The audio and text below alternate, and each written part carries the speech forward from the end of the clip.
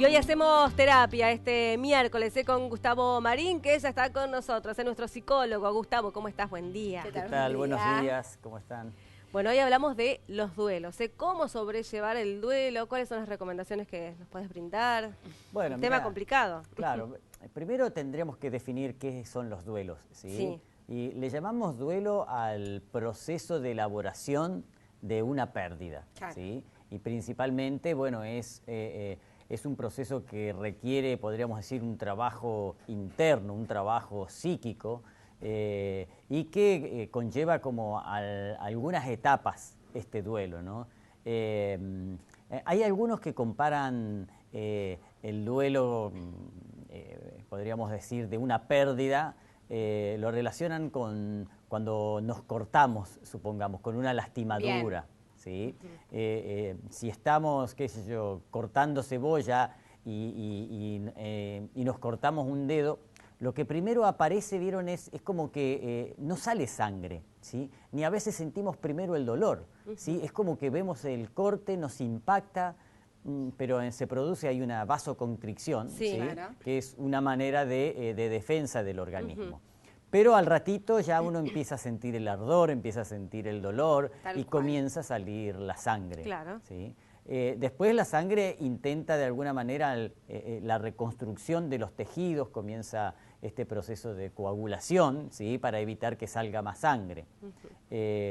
Y con el tiempo ese proceso se va haciendo una costra, Claro. ¿sí? Va cicatrizando. Claro, va cicatrizando, que es esa parte como, que podríamos decir dura, ¿sí? Es como una piel dura, hasta que queda de alguna manera después una cicatriz, ¿sí? Y esto es muy similar también a los procesos de duelo, porque ante una pérdida lo que primero nos pasa es como un shock, ¿sí? Es como que no lo podemos creer, ¿sí? No, nos cuesta poder decir, pero ¿cómo puede ser que haya pasado esto? ¿Sí? Esa es la primera etapa. Sí, la primera sensación. Después aparece el dolor, ¿sí? Aparece, supongamos, la angustia, a veces aparece la culpa, ¿sí? El enojo, ¿sí? Es un proceso donde hay, las emociones están presentes todo el tiempo. Emociones y distintos tipos de pensamientos, ¿sí? Culpar al otro, ¿sí? Hasta a veces se culpa, supongamos en un duelo por muerte, ¿sí? A la propia persona que Claro, murió, porque me ¿no? abandonaste. Porque me abandonó.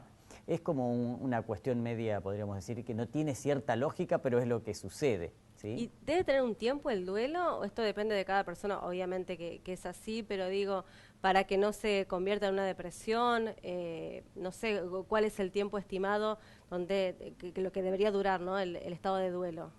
Mirá, Si es que hay un tiempo determinado. Claro, no hay un tiempo determinado, porque depende también de cada persona, de lo que va viviendo, Sí. ¿sí?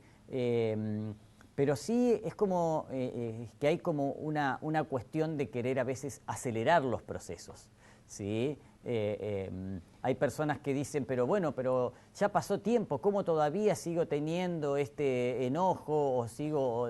Y bueno, creo que quizás lo que va pasando a veces es que no hay una aceptación de este proceso, ¿sí? Y a veces hay cosas que se producen que no colaboran con este proceso de sanación, ¿sí? Porque supongamos que lo que primero tenemos que hacer es limpiar la herida y a veces no limpiamos la herida, Claro. que tiene que ver con esto de poder hablar de lo que nos pasa, ¿sí? De poder expresarlo, sentirlo, porque muchas veces el proceso de duelo tiene, supongamos, la etapa esta de la costra, que tiene que ver como con la tristeza, nos cuesta conectar con esa tristeza. Decimos, bueno, pero ya pasó, ya estuvo, y es un proceso en donde nuestra sociedad es una sociedad que no favorece a que podamos conectarnos con este sentir tan profundo, ¿sí? Entonces, eso es lo que va de alguna manera entorpeciendo. Claro. O hay ideas de que, pero si lo elaboro, que me voy a olvidar de la persona, y es como una cicatriz, uno nunca se termina olvidando, ¿sí?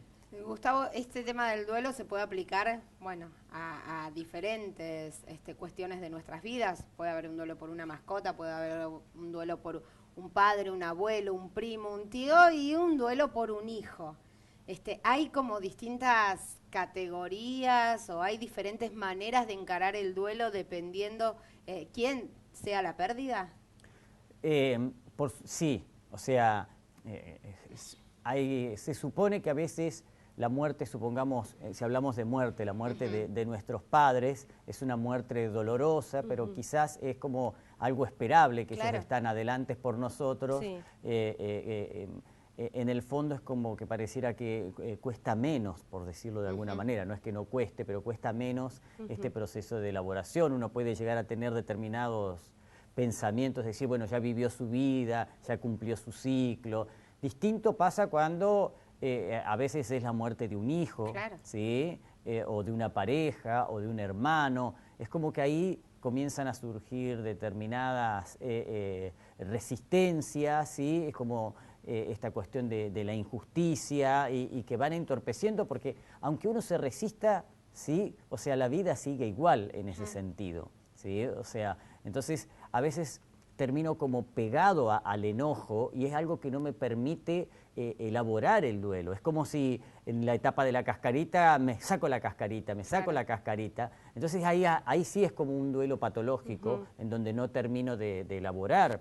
Y uno lo ve en las relaciones de pareja también. A veces pasan mucho tiempo y tampoco se termina de elaborar. A veces lo que queda unido al otro es desde el enojo, ¿sí? No tiene nada que ver con el amor, ¿no? Sino que es desde el enojo, desde el resentimiento, y eso no permite que termine de elaborarse el duelo, que es poder decir, bueno, esto es acomodarlo en alguna parte de uno, ¿sí? Esto fue algo que me produjo dolor, pero también hubieron cosas buenas. Y ya, pero es parte de mi historia. Gustavo, y la última pregunta, hay muchos psicólogos que hacen referencia a tener conciencia de muerte, que tenemos que tener todos conciencia de muerte, saber que no somos inmortales y que en algún momento nosotros, algún familiar cercano, se va a morir. ¿Qué pensás sobre esto? Mirá, Pilar Sordo, por ejemplo, habla mucho de la conciencia de muerte. Sí, creo que la conciencia de muerte es una temática interesante porque nos pone, la muerte es un límite, ¿sí? Entonces, por ser un límite, es algo que nos pone un freno, que nos dice, bueno, hasta acá llegás, y eso te centra de que no somos omnipotentes, ¿sí? No todo podemos, ¿sí? Entonces, la conciencia de muerte te marca conciencia de vida. Eso es lo más interesante, ¿no? Como que te pone en el presente, porque tenemos una tendencia también a posponer, ¿sí? Supongamos una separación, pospongo, estoy mal, pero bueno, ya se va a arreglar. Estoy mal con una pareja, estoy mal con un trabajo, ya se va, y esto hace que vaya perdiendo calidad de vida, ¿no? Entonces, la conciencia de muerte, cuando hablamos de muerte, hablamos de vida, entonces es muy importante. Perfecto. ¿Sí? Bien, Gustavo, bueno, interesantísimo este tema, lo podemos seguir abordando en otra oportunidad. Nos quedamos sin tiempo. Nos quedamos sin tiempo. Gracias, bueno, por haber venido, Gustavo.